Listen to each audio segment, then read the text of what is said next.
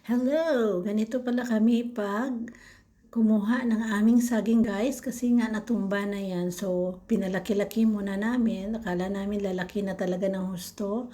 Kaya lang hayan, talagang nahinog na siya. So, kinuha na. Ang dami, di ba? Siksik, liglig, umaapaw ngayon ang aming mga saging guys. Hinintay talaga yan sana na lahat sila mahinog pag dito na kami, pero yung iba hindi na talaga nakahintay. So yung iba ay ginawa na namin yan na linupak.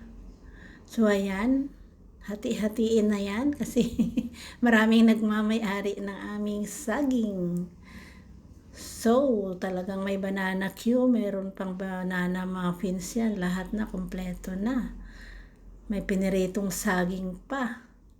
Ayan, so marami talaga ang saging.